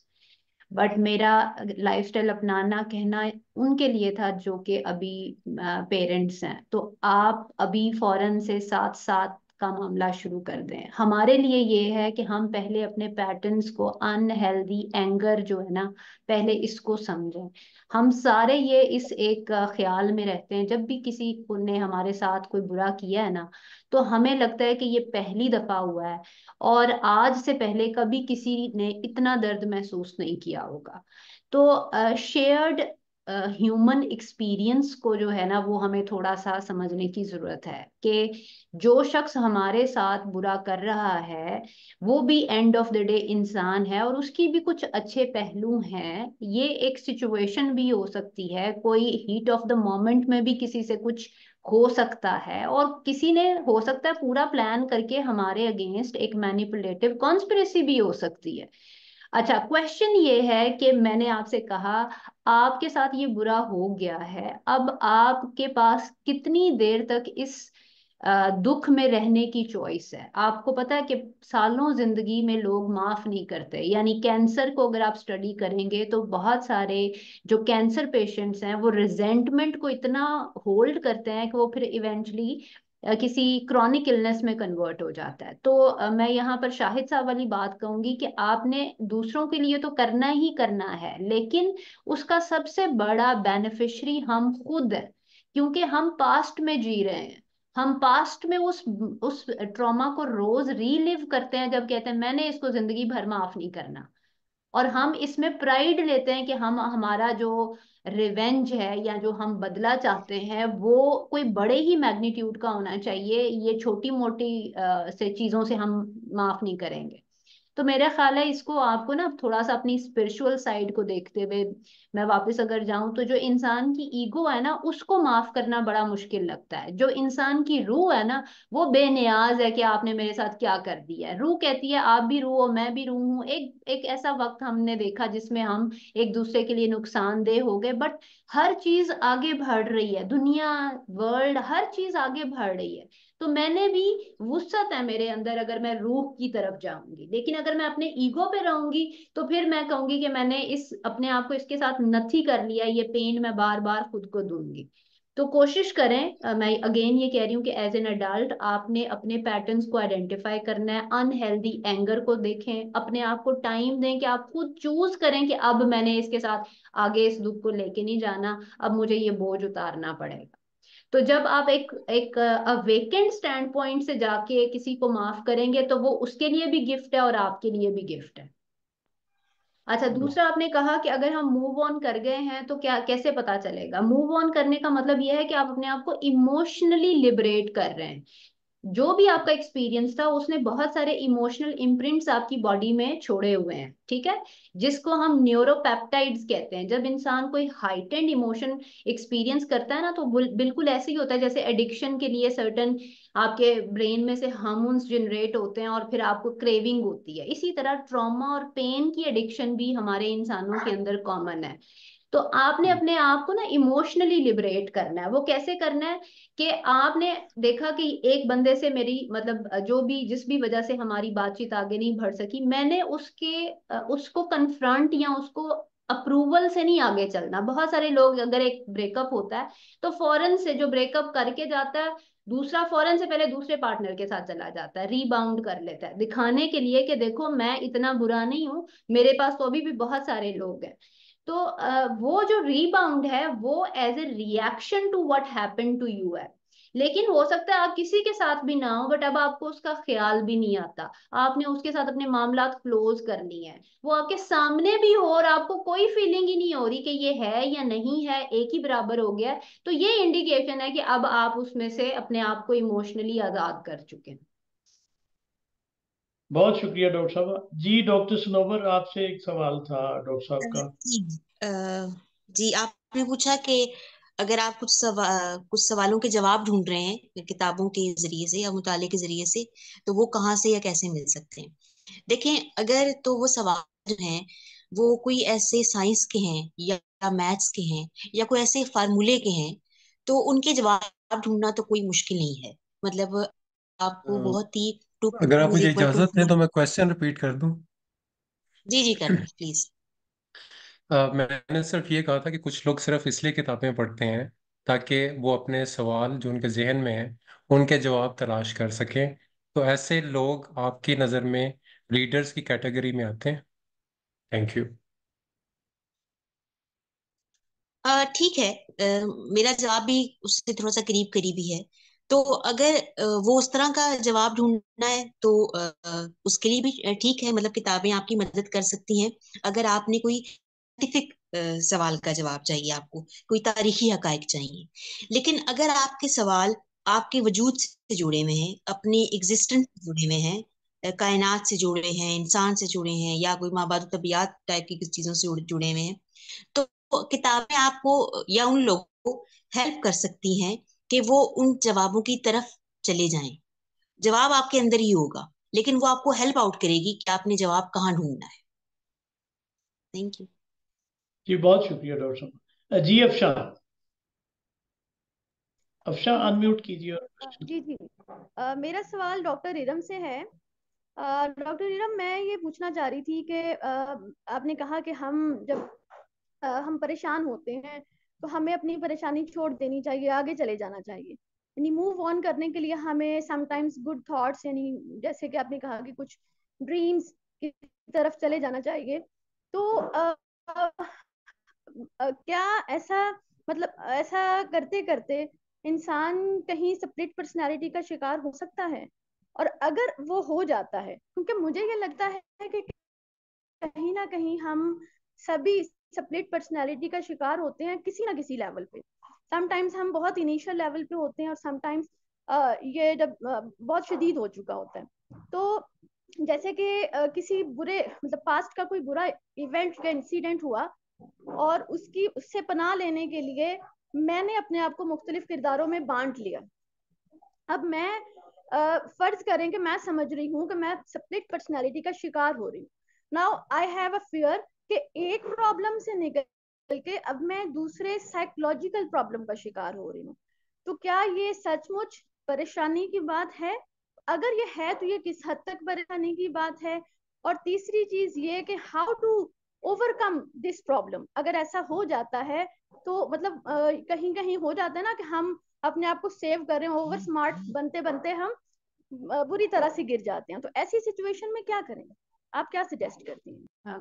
Thank you Akshay, बहुत प्यारा आपका सवाल है और बड़ा डीप सवाल है आपका। और मैं वापस अपने स्टेटमेंट पे आऊंगी कि मैंने ये नहीं कहा कि हमें छोड़ देनी चाहिए। हमारा जो ट्रॉमा होता है ना, ये बड़ा हमारे बारे में बहुत सारी इंफॉर्मेशन रखता है। यानी अगर मैं अपने ट्रॉमास को, हर्ट को, पेन को अटेंड नहीं ना करूंगी और मैं इस्केप में चली जाऊंगी, जो अभी आपने स्प्लिट, या मैं उसे कहती हूँ शेडो सेल्फ, ठीक है, आप अपनी असल से हट के बहुत सारे शेडो आप बना लेते, कुछ 33 77 इस तरह के नंबर में आप बट जाते हैं।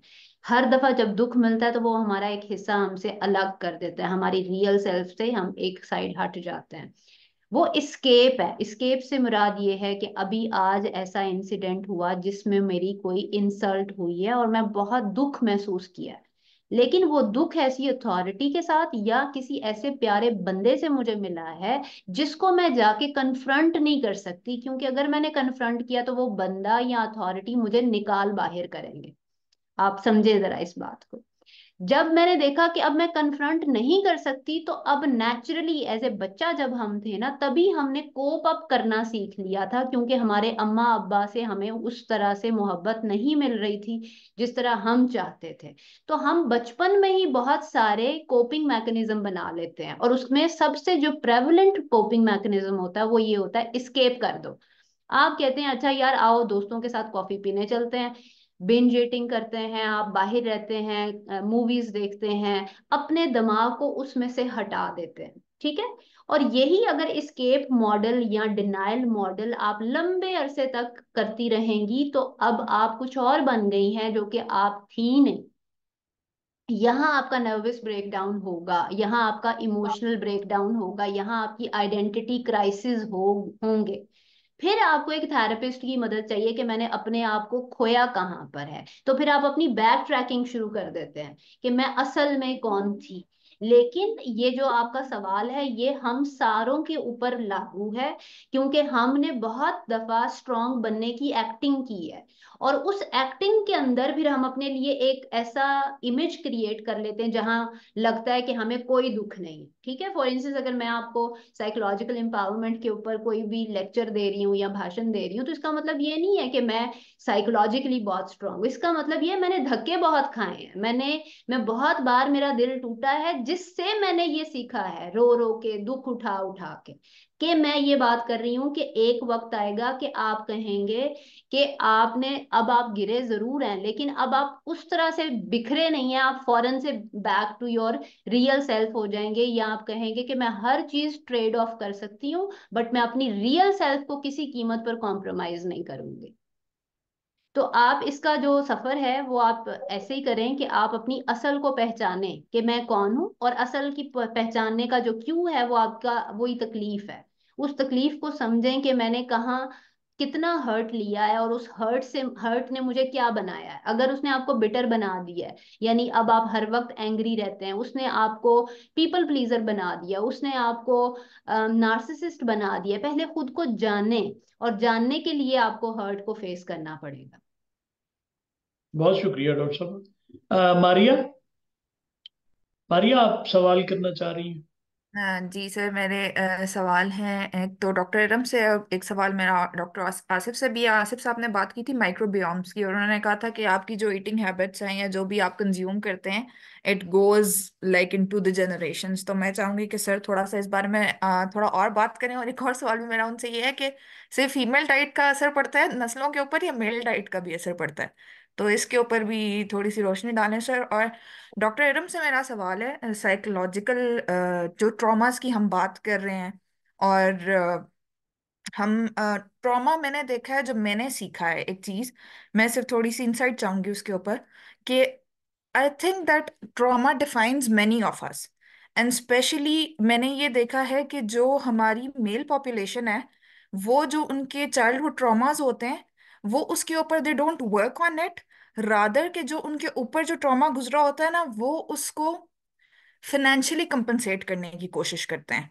ठीक है, फिनेंशियल ट्रॉमा हो सकता है, I think for everything they think that for emotional, for time there is no time anything, they try to compensate it with financials that they can provide for their family.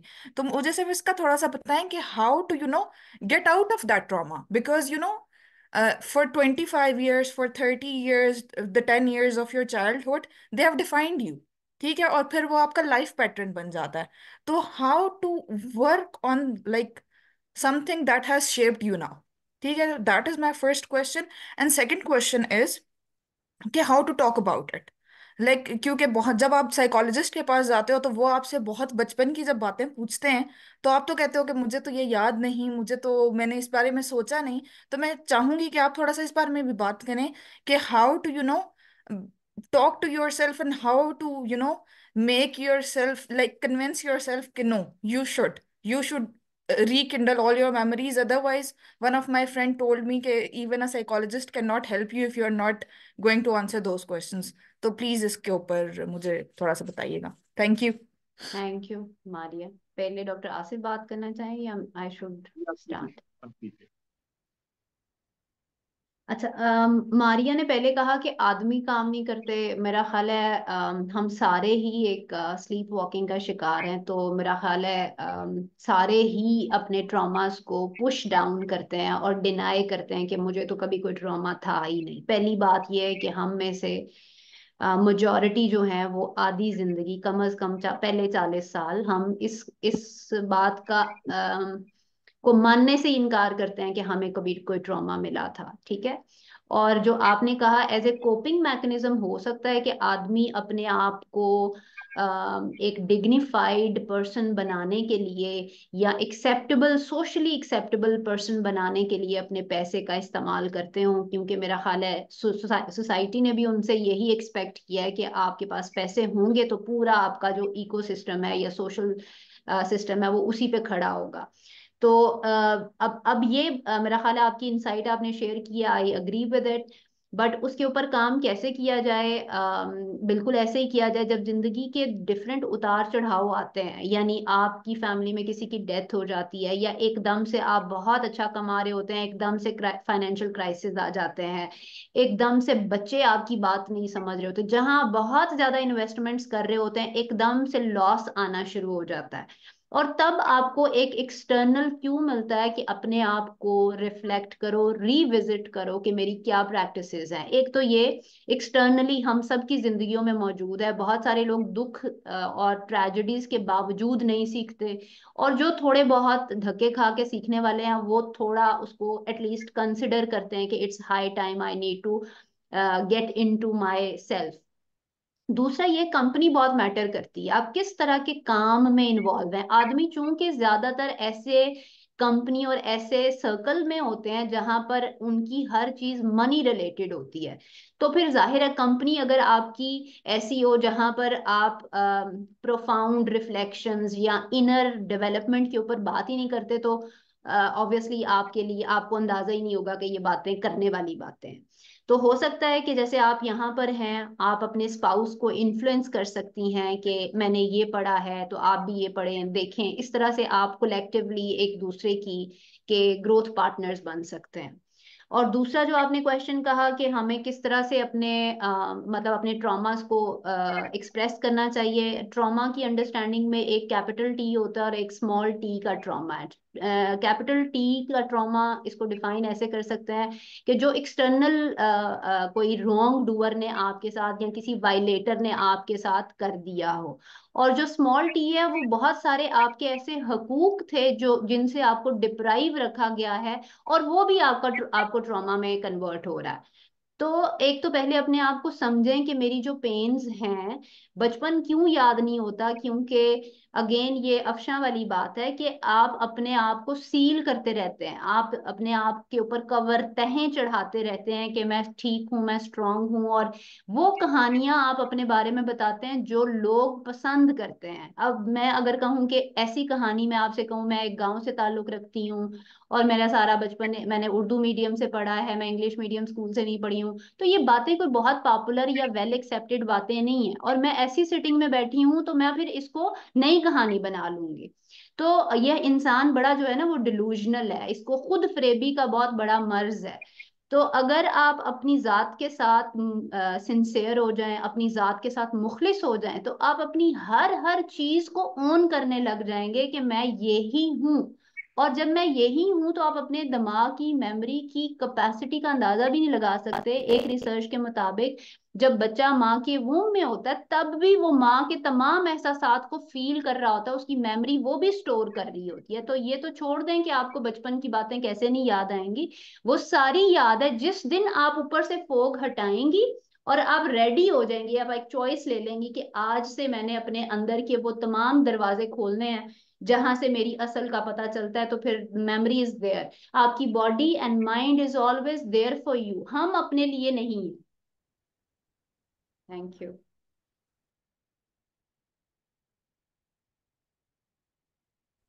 Doctor Asif, over to you.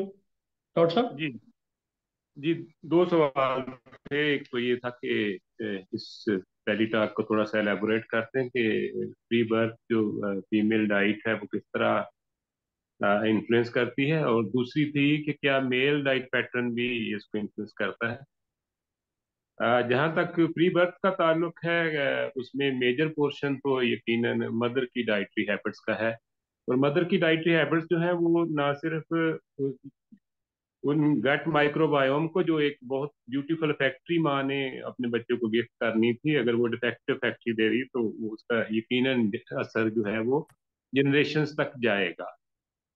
और और दूसरा ये है कि माँ जो खाती है, क्योंकि बच्चा माँ के साथ सर्कुलेशन शेयर कर रहा होता है, उसका जो भी वो खाती है उसका टेस्ट बच्चे के तक पहुंच रहा होता है, और उसके टेस्ट बड उस पर्टिकुलर पैटर्न पे ट्रेंड हो रहे होते हैं। इसलिए जिन घरों में जो चीजें पकती हैं, माँ जो ज्यादा खाती है, बच्चे भी उन्हीं चीजों को अमूमन पसंद करते हैं, अनलेस कि हम उनके टेस्ट बड को रीट्रेन कर दें। मेल से ये है कि मेल पैटर्न जो है डाइट का, वो मेल के बिहेवियर को डिफाइन करता है। अगर मेल अच्छी डाइट लेता है तो उसके गट माइक्रोबायोम उसके लिए हैप्पी हार्मोन जनरेट करते हैं और उसका बिहेवियर अच्छा होता है।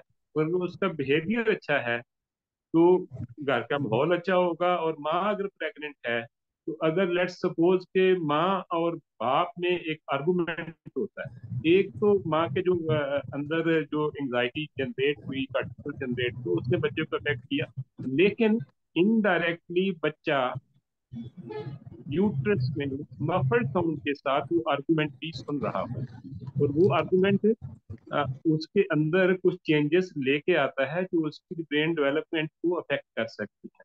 तो सो मेल पैटर्न ऑफ डाइट बड़ा इंपॉर्टेंट है। ये जो मेल है वो भी एक अच्छी डाइट लें, और उनके माइक्रोबायोम की, जब अब मैं सिर्फ उसी कोरिलेट कर रहा हूँ, वो उनमें हैप्पी होंगे, घर का माहौल अच्छा रहेगा, और बच्चा होम में है वो डिस्टर्ब। और दूसरा, जो माफी मैंने बात पहले भी की, अभी भी यही बात है। डॉक्टर साहब आपकी आवाज चली गई है, थोड़ा सा इसको देखिएगा। You finished? या I am finished. Okay okay, thank you. जी शुमाइला। सर मेरा पहला सवाल जो है ना, मेरी आवाज आ रही है ना सही? अच्छा, ये पहला दूसरा तीसरा जल्दी जल्दी कर ले शुमाइला। सर बस दो सवाल है। एक मरियम से सवाल है, उन्होंने कीटो डाइट की बात की थी। उन्होंने कहा कि वो बड़ी तेजी से वजन गिरता है लेकिन उससे उसके बाद रीगेन हो जाता है ना जल्दी से, तो वो अगर अगर हम उसको मेंटेन रखें, मतलब इनटेक कम हो, तो वो मैं सवाल मेरा ये था फिर क्यों वो बढ़ना चाहिए ना, जब भी हमारा इनटेक की कम हम रखेंगे। मरियम से सवाल था। और दूसरा डॉक्टर इरम से सवाल है मेरा। क्योंकि मैंने भी ट्रॉमा पे काम किया है, तो मैं ये पूछना चाहती हूँ कि अगर एक किसी फर्द की वजह से एक एक दूसरा फर्द जो है वो ट्रॉमा में गया है, राइट, किसी भी कोई भी रीजन है उसके पीछे, अब वो ट्रॉमा से बाहर आ गया है और जो फॉरगिवनेस की इन्होंने बात की, उसने माफ भी कर दिया उसको, ठीक है, लेकिन अगर वो उनसे दोबारा जब भी मुलाकात होती है तो वो ट्रिगर होती हैं चीजें, तो मैं पूछना ये चाहती हूँ कि क्या वो फिर फॉरगिवनेस नहीं है, या क्या है, वो स्केप में आएगा, वो किस में आता है? पहले मैंने देना है जवाब या मरियम देंगी? मरियम आप है ना हमारे साथ? जी मरियम। जी सर, मैं पहले दूं जवाब? जी जी आप। अच्छा, ऐसा है कि जैसे मैंने अभी बात की थी कि बैलेंस डाइट डिफरेंट लोगों के लिए हमने देखना है कि किस तरह से उनकी बॉडी कॉम्पोजिशन है और क्या वो एक्टिविटीज कर रहे हैं। इसी तरीके से डिफरेंट डाइट्स होती हैं जो डिफरेंट कंडीशंस के लिए डेवलप की गई होती हैं। जो कीटो डाइट की जहां तक बात है, वो एपिलेप्टिक पेशेंट्स के लिए डिजाइन की गई थी शुरू में। इसमें क्या है, क्योंकि उनका जो उनकी जो न्यूरॉन्स हैं वो उसके तरीके से डेवलप हुई होती हैं, मतलब उसमें चेंजेस आती हैं, जो कि अगर उनको कार्बोहाइड्रेट ज्यादा दिए जाएं तो वो उनके जो फिट्स पड़ते हैं उसको ज्यादा कर देती हैं। वो उसमें हम क्या करते हैं, हम जो है प्रोटीन्स और फैट्स का कंटेंट जो है वो ज्यादा कर देते हैं और कार्बोहाइड्रेट जो है वो कम कर देते हैं।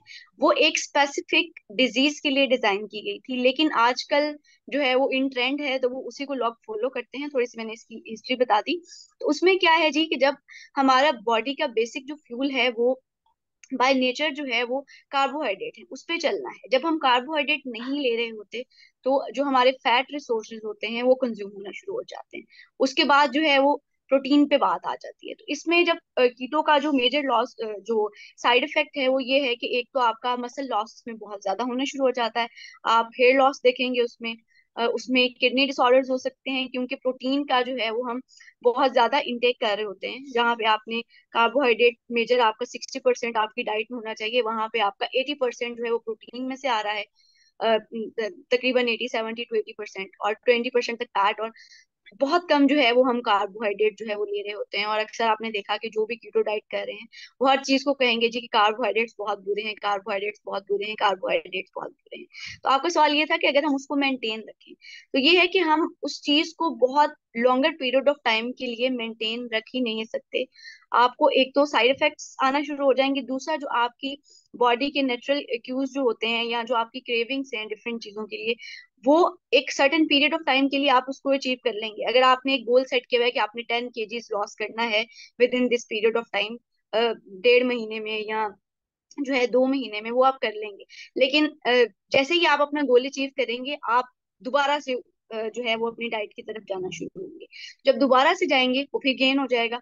और दूसरा ये कि अगर आप इसे लॉन्गर पीरियड ऑफ टाइम के लिए सिर्फ आप कीटो को ही अपनी लाइफस्टाइल बना लेंगे, तो क्या होगा कि जो आपकी बॉडी की चेंजेस आ रहे हैं, जैसे सर ने बात की थी कि जो इंसानी जिस्म है ये बेहतरीन मशीन है, अगर हम मशीन में फ्यूल ही खराब डाल रहे हैं तो मशीन चलना बंद हो जाएगी उसमें। वो और वो फिर डिजीजेस की शक्ल में हमारे सामने आ रही होगी या डेफिशिएंसीज की शक्ल में हमारे सामने आ रही होगी। Thank you. बहुत शुक्रिया, थैंक यू।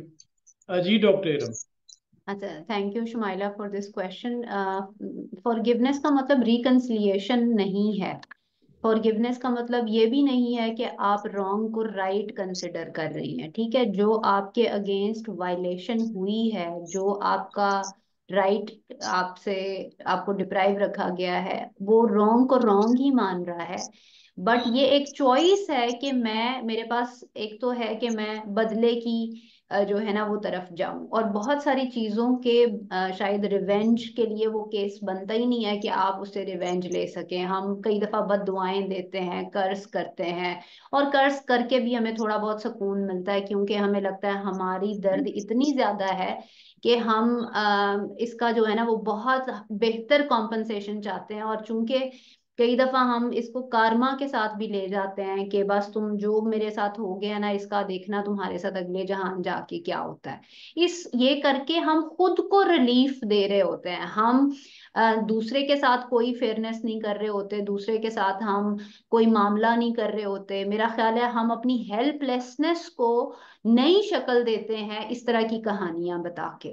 तो जो ज्यादा बेहतर या अवेयर चॉइस हो सकती है वो ये हो सकती है कि आप रॉन्ग को और अपने साथ हुए हुए जो वायलेशन है उसको वायलेशन और रॉन्ग माने, और एट द सेम टाइम आप उसे ये माने कि it was part of your learning trajectory. यानी ये इस एक बंदा सोर्स जरूर बना है आपको ये दुख कमेंट। पहुंचाने का, बट ये दुख का पैकेज किसी और एंटिटी से आपकी तरफ भेजा गया है, और उसके पीछे कोई और मकसद है जो कि आपको अभी बजाहिर समझ नहीं आ रहा, ठीक है। एक तो आप ये उसको समझे।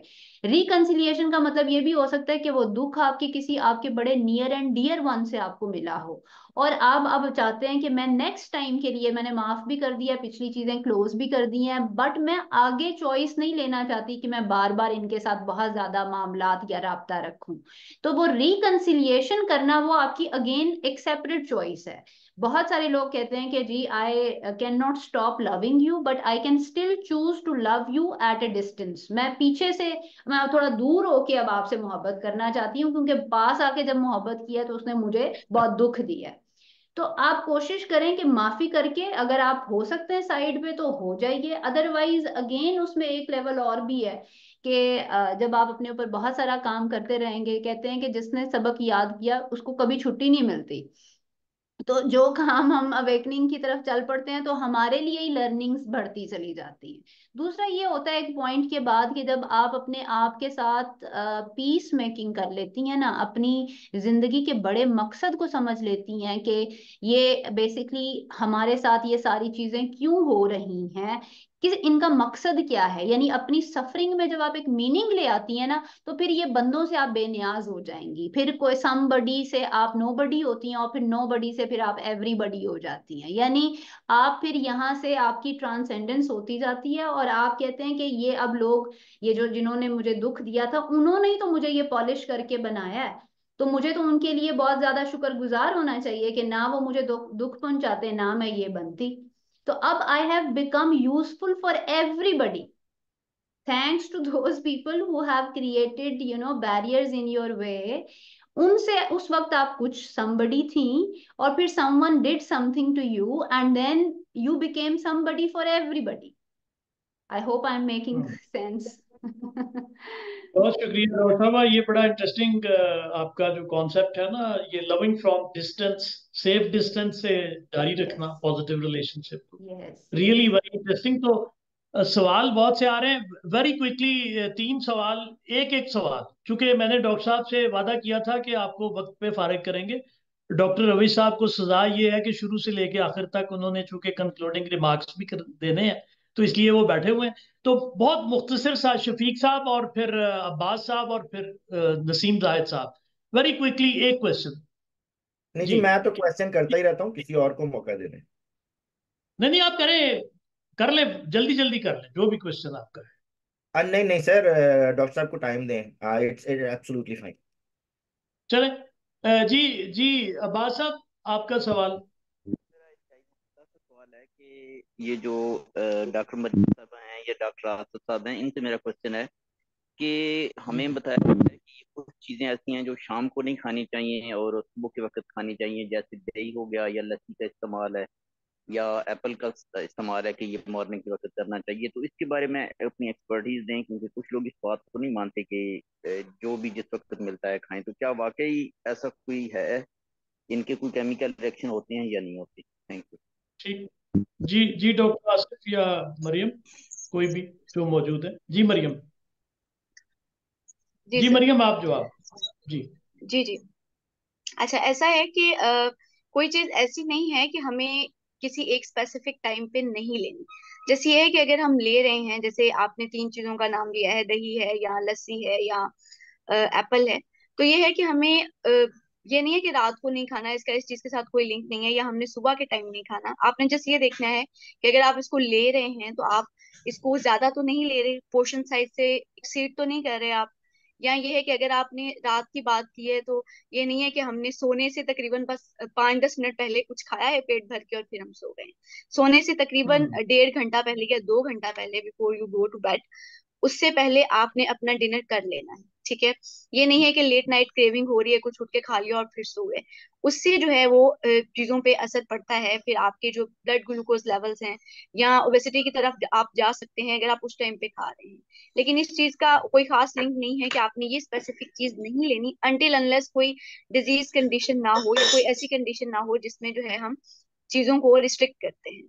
उसके अलावा आप कोई चीज जो है अपने किसी भी मील में ऐड कर सकते हैं। तीनों जैसे आपने 3 चीजों का नाम लिया, तो तीनों ही चीजें हेल्दी हैं, आप किसी भी वक्त उनको ले सकते हैं, कोई ऐसा इशू नहीं जी है। जी नसीम था, नसीम जायद साहब मेरा जी। सवाल ये है कि ये डाइट के हवाले से कि क्या इंसानी जिस्म में ये सलाहियत मौजूद है कि वो जो चीज़ उसको ना मिल रही हो बाहर से इनटेक के तौर पे, तो वो अपने स्टोर में से उसको निकाल के बैलेंस करना शुरू कर दे।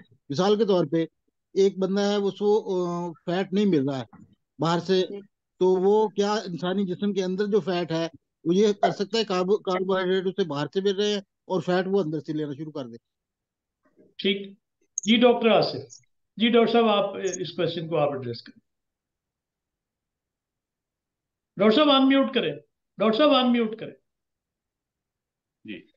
Human body mostly self sufficient है। कुछ ऐसी एसेंशियल चीजें होती हैं जो उसको बाहर से लेना पड़ती हैं, उसमें एसेंशियल अमाइनो एसिड्स भी हैं और फैटी एसिड्स भी हैं।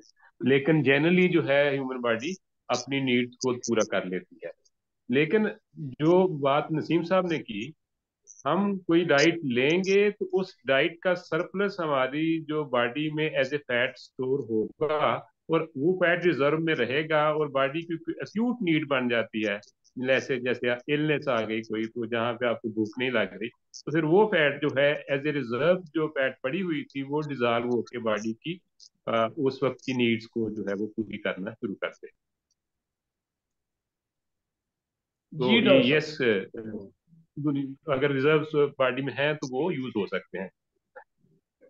नहीं, बहुत मिसाल के शुक्रिया तौर पे डॉक्टर डॉक्टर साहब। साहब, मेरा सवाल ये था कि हम सिर्फ कार्बोहाइड्रेट ले रहे हैं, कोई जी और चीज नहीं ले रहे, तो क्या जी हाँ। मतलब ये बॉडी में ये सलाहियत है कि वो कार्बोहाइड्रेट तो बाहर से ले रहे हैं, जो फैट्स हैं वो जो हमारे जिस्म में रिजर्व है वो ले ले और उसको आप मुकम्मल कर ले। एक्सेस कार्बोहाइड्रेट्स लेंगे ना नसीम साहब, बॉडी उसको स्टोरेज जब करेगी, एक्सेस स्टोरेज होगी वो फैट की सूरत में ही होगी। बॉडी ठीक। स्टोर जो है वो फैट की मतलब सूरत में ही है। आप जो भी तो सर, अगर आप हम एक्सेस फैट प्रोटीन को लें या लॉस एक्सेस करना चाह रहे कार्बोहाइड्रेट हैं, लें। तो फिर हम फैट जी। को बाहर से लेना बंद कर दें। फैट को बाहर से लेना बंद करें तो वो कॉम्पनसेटरी मैकेनिज्म होगा ना, जिसको आप किस चीज को एक्सेस लेके उसको फैट में कन्वर्ट करेंगे, लेट्स से कार्बोहाइड्रेट।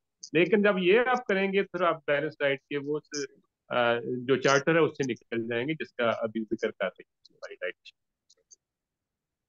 डॉक्टर साहब बहुत शुक्रिया। Thank you all panelist. अभी हम इधर ही हैं। डॉक्टर रवि साहब, आपके पेशेंस का बहुत शुक्रिया। तो over to you for your concluding remarks. जी डॉक्टर रविश। डॉक्टर साहब अनम्यूट करें, डॉक्टर साहब अनम्यूट करें। बहुत मेहरबानी, बहुत शुक्रिया गालमा का और शायद अमर साहब का, आपका।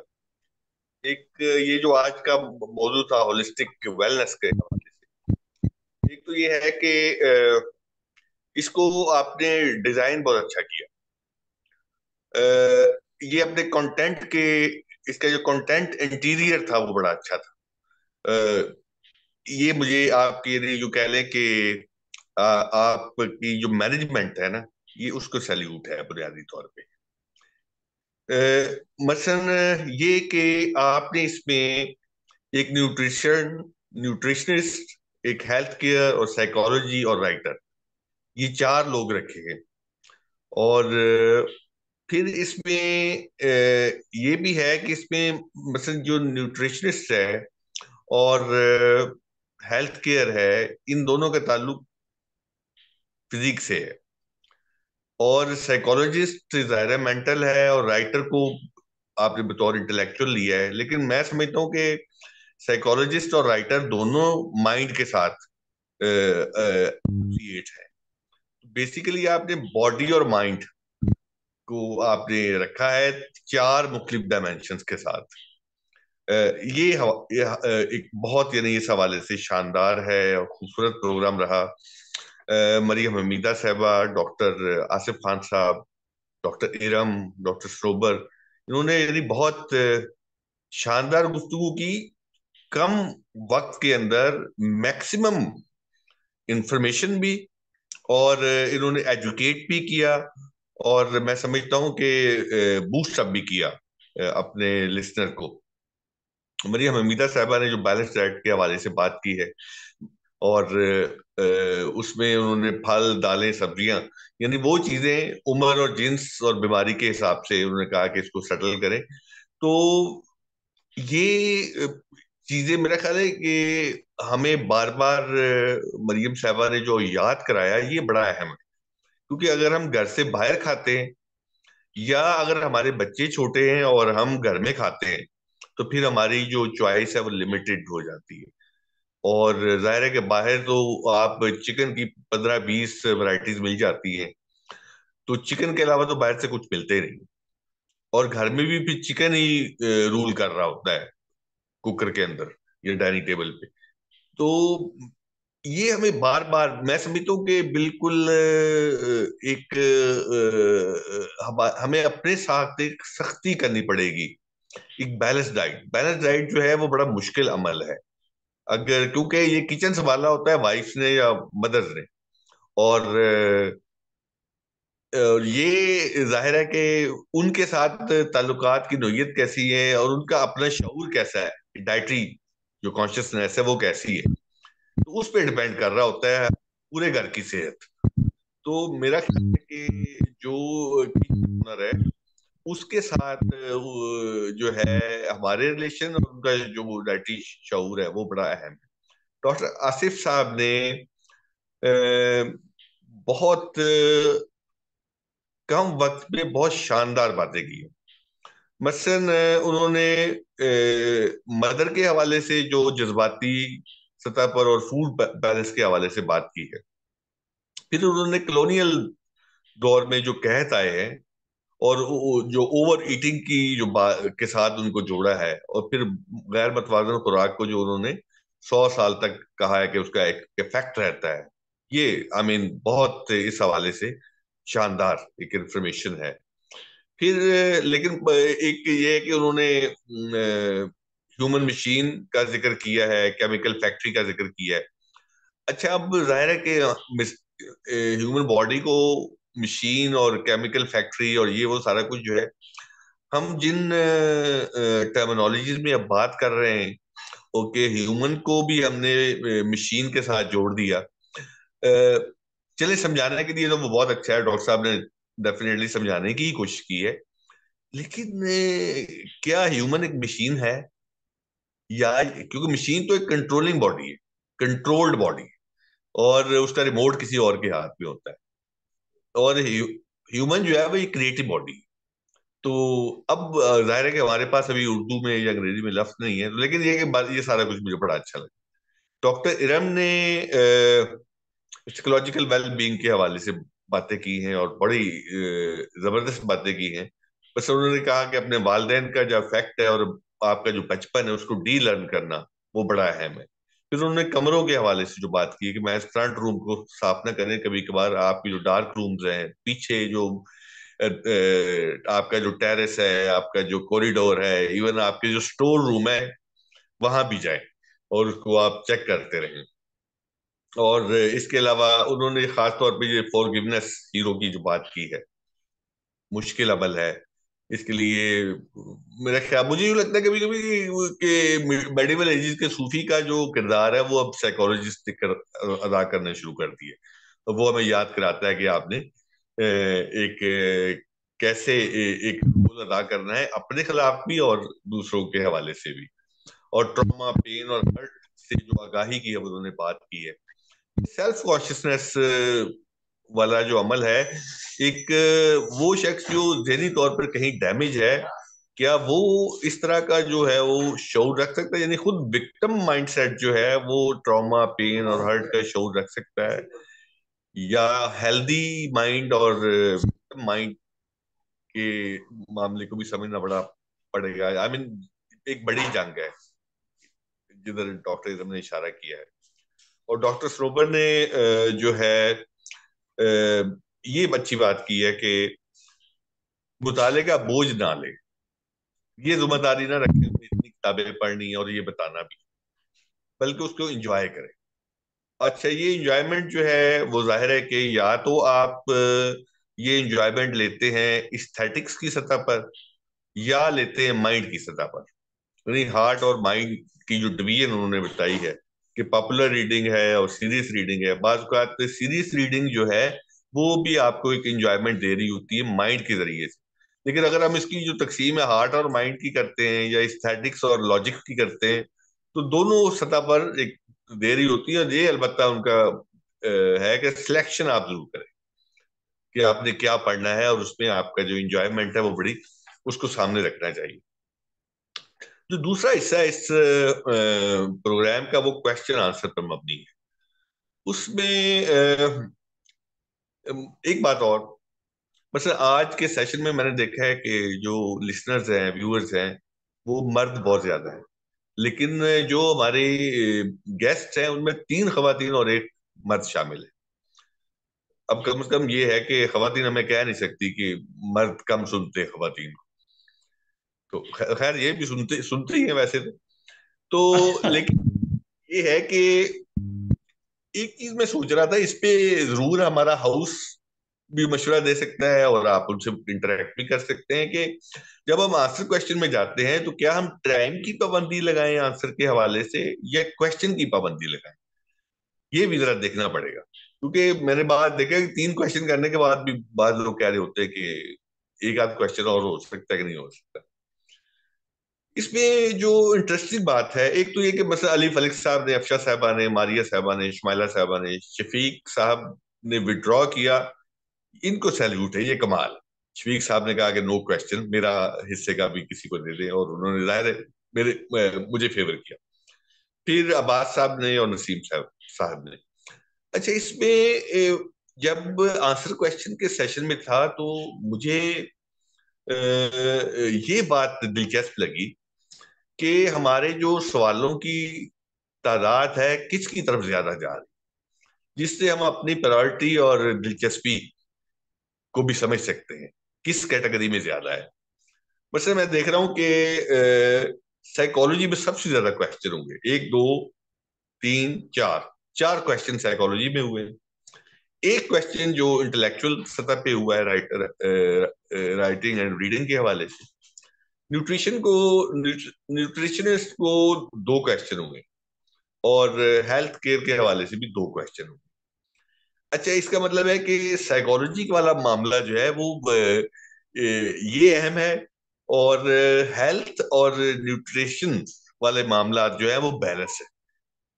तो अब ये जाते खुद तजिया बड़ा दिलचस्प है, आप भी इसको गौर से देखिएगा, हमारे बाकी सुनने वाले भी। इट्स वंडरफुल सेशन, और इसमें हमारे दोस्तों की बड़ी तादाद है, अभी तक बैठे हुए हैं, सुन रहे हैं। और आपने ये जो इसको बैलेंस किया इतने सारे लोगों के साथ, और होस्ट भी बहुत अच्छा किया आपने। मैं बहुत शुक्रगुजार हूँ अपने तमाम दोस्तों का भी और आपका भी। इस प्रोग्राम को खूबसूरत बनाने में हमारे इन 4 लोगों का हाथ है, और आपकी चॉइस का, सिलेक्शन का हाथ। Thank you very much.